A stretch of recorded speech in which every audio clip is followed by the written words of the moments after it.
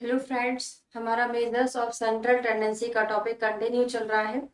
आज की क्लास में मैंने आपको पढ़ाना है मीडियन। मीडियन में भी आपको सिंपल सीरीज के लिए मैंने इवन नंबर्स और नंबर्स के लिए पढ़ा दिया है। आज हम पढ़ने वाले हैं डिस्क्रीट सीरीज के लिए हमको मीडियन कैसे फाइंड करना है। स्टार्ट करेंगे, एक एग्जाम्पल ले लेते हैं हम।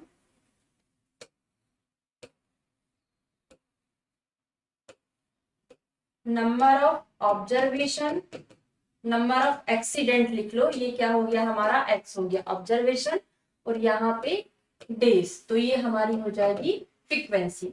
तो कोई भी नंबर ले लेते हैं। 1 हो गया, इसकी फ्रीक्वेंसी 3 है। 4 है, इसकी 2 है। 3 है, इसकी फ्रीक्वेंसी 1 है। 6 है, इसकी 2 है। ठीक है, और 7 है, इसकी इसकी भी 2 है। ठीक है, तो यहाँ पे सबसे पहले हमको क्या करना है, डाटा को अरेंज करना है। क्योंकि मीडियन हमने कैसे निकाला था कि डाटा को पहले हमको अरेंज करना है, उसके बाद जो उसकी मिड वैल्यू होती है वो उसका मीडियन कहलाता है। ठीक है, ये तो बात हुई थी हमारी ऑड नंबर्स में। तो अभी भी हमारे पास ऑड नंबर में है, चाहे तो हम डायरेक्ट निकाल सकते हैं इसको, लेकिन इसको हमें सिस्टमेटिक तरीके से निकालते हैं। ठीक है, डायरेक्ट हम कैसे निकालते हैं कि इसकी मिड वैल्यू कौन सी है, 3 है, तो हमारा 3 हो जाएगा मीडियन। लेकिन इसको हम सिस्टमेटिक तरीके से अरेंज करके निकालेंगे। डाटा को सही तरीके से हम कैसे अरेंज करेंगे, 1 4 3 है, तो इसको पहले 1 लिखेंगे, फिर 3 हो जाएगा, फिर 4 है, 6 है, 7 है। 1 के करस्पॉन्डिंग फ्रीक्वेंसी कितनी है, इसकी 3 रहेगी।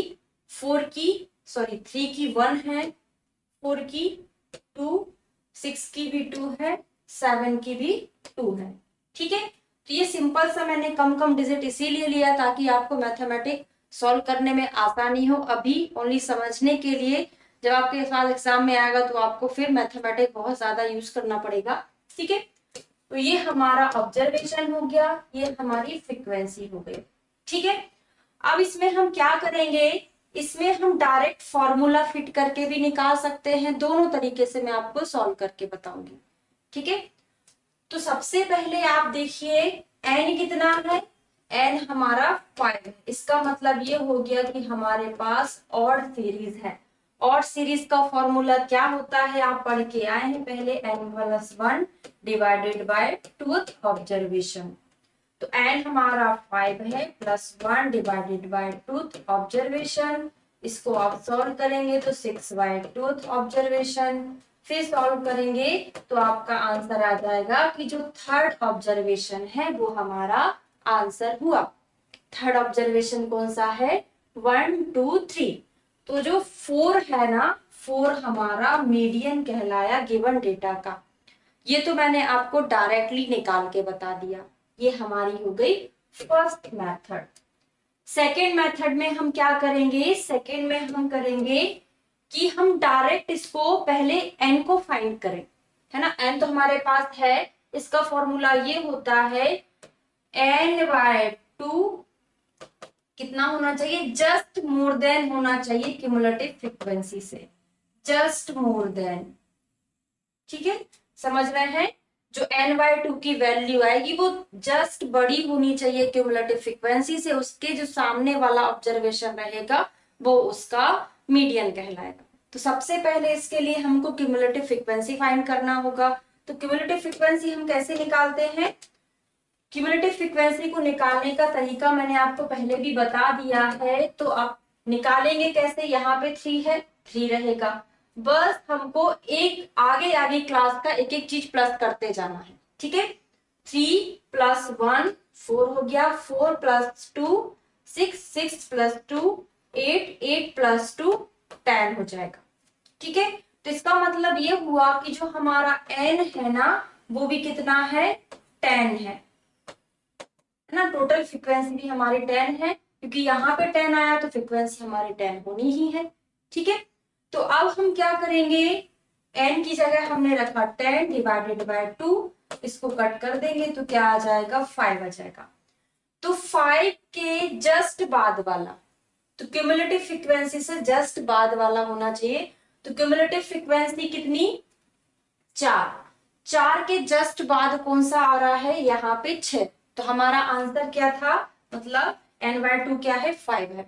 तो 5 के जस्ट बाद कौन सी वैल्यू आ रही है, 5 के जस्ट बाद 6 वैल्यू आ रही है ना, यहाँ पे है ना, ये नहीं, 4 के जस्ट बाद हमारी 6 वैल्यू, इसका मतलब हो गया कि 4 और 6 के बीच में कहीं तो भी 5 होगा, तो 5 इसमें है नहीं, तो n/2 का मतलब हमारा 5 आ गया।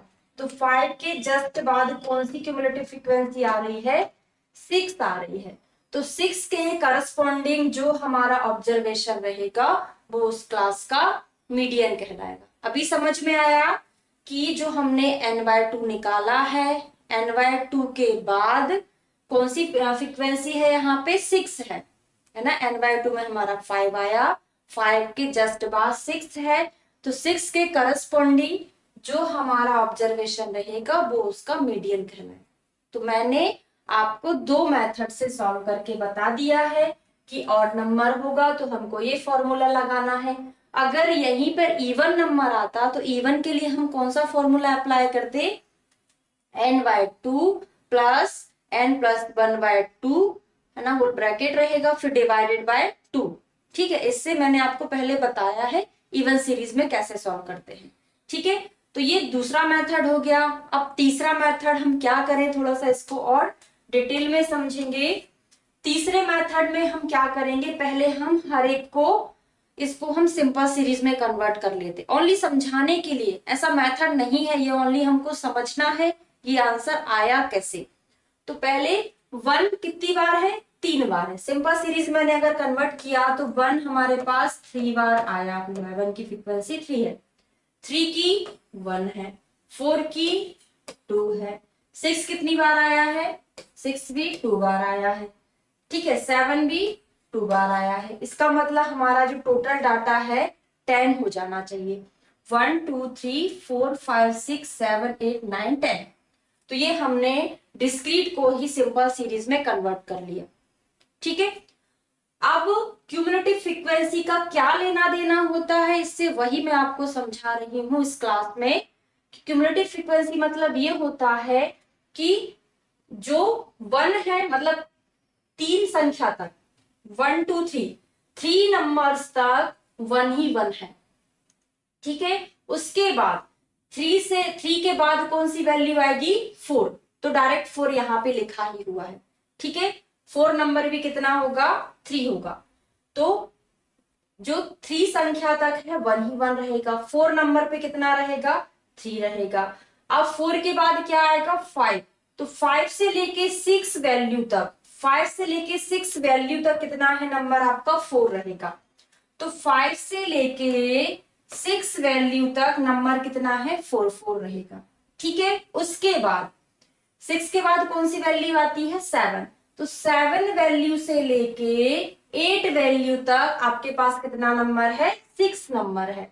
तो 7 से 8 तक 6 6 हो गया। उसके बाद 8 के बाद क्या है, 9, 9 से लेके 10 तक कितना वैल्यू है आपका, 7 7 वैल्यू, तो 9 से 10 तक 7 वैल्यू है। तो अपना ये आंसर क्यों निकल के आया, देखिए अपन ने यहाँ पे क्या देखा क्यूमुलेटिव फ्रीक्वेंसी में कि 4 के बाद जो 5 से लेके 6 तक की वैल्यू है ना, तो 5 से लेके 6 तक की वैल्यू कितनी है, 4 4 है। तो इसका मतलब ये हो गया था कि 5 के जस्ट बाद हमने क्यों लिखा था, क्योंकि 5 और 6 दोनों की वैल्यू कितनी है, 4 है। अब आपको समझ में आया ना आंसर, हमने इसका 5 के जस्ट बाद की वैल्यू क्यों लिखा, क्योंकि जो 5 की वैल्यू है वही 6 की वैल्यू है। तो इससे मैंने आपको समझा दिया ये आंसर हमारा कैसे निकल के आता है। तो ये तो हो गया हमारा डिस्क्रीट सीरीज में हम कैसे निकालते हैं, मैंने अभी आपको ऑड नंबर में निकाल के बताया। अगर आप इसी को इवन नंबर में लेते तो क्या करते, तो देखिए थोड़ा सा ही मैथमेटिक रहेगा। यहाँ पे कोई आप एक और संख्या ले लें, 8 ले लें, इसकी फ्रीक्वेंसी 1 है, इसका मतलब हमारा n कितना हो गया, 11 हो गया। ठीक है, अब आप इसको क्या करोगे, n/2 कर दोगे, तो n/2 यहाँ पे भी कितना रहेगा, 11 हो जाएगा। तो n/2 आपका हो जाएगा 11/2, मतलब ये हो जाएगा 5.5। तो 5.5 यहीं पर लाई कर रहा है, 5.5। इसको आप ऐसे ना सॉल्व करके कैसे सॉल्व करेंगे, ये वाला मेथड सही नहीं होगा, क्योंकि हमको यहाँ पे 5.5 की वैल्यू भी वही मिल रही है, लगभग वही आंसर होगा वैसे। ठीक है, इसको हम सॉल्व कैसे करेंगे, n/2th observation plus n+1 divided by 2th observation whole divided by 2। ठीक है, n कितना है हमारा, n हमारा हो गया है अभी 6 हो गया है। ठीक है, अभी यहाँ पे हमने एक और वैल्यू ऐड कर लिया तो 6 हो जाएगा, 6/2 plus 6+1 divided by 2 2th observation divided by 2। इसका आप लिखेंगे 3rd ऑब्जर्वेशन प्लस, अगर आप इसको पहले कट कर लेंगे तो ये जाएगा 4th ऑब्जर्वेशन डिवाइडेड बाय 2। तो 3rd और 4th ऑब्जर्वेशन हमारा कितना है, 3rd हमारा 4 है, 4 हमारा 6 है, तो 4 + 6 डिवाइडेड बाय 2, तो कितना हो जाएगा 11 हो जाएगा डिवाइडेड बाय 2। तो ये हमारा 5.5 ही रहेगा ना, 10 हो जाएगा ये, है ना, 4 + 6 10 हो जाएगा। तो आंसर हमारा तब भी 5 ही आना है। तो मैंने आपको अभी अभी बताया है कि हमारा 5 के लगभग ही वैल्यू आने वाली है, तो 5.5 इसमें थोड़ा सा सही नहीं आया था, लगभग वही आंसर था, इसलिए आपको इस मेथड से सॉल्व ना करके अगर एक्यूरेट आंसर लाना है तो आप किस मेथड से सॉल्व करोगे, इस मेथड से सॉल्व करोगे। तो मैंने आपको दोनों तरीके से बता दिया है, क्या बता दिया है कि जब भी आपको इवन सीरीज में करना है और सीरीज में करना है तो फॉर्मूले में फिट करके ही करना है। ठीक है, तो इसका आंसर हमारा 4 और 6 के बीच में आना चाहिए था, तो 4 और 6 के बीच में हमारी क्या वैल्यू आ गई, 5.5। ठीक है, तो ये मेरा कंप्लीट हो गया है। नेक्स्ट लेक्चर में आपको पढ़ाऊंगी कंटिन्यूअस सीरीज। Thank you.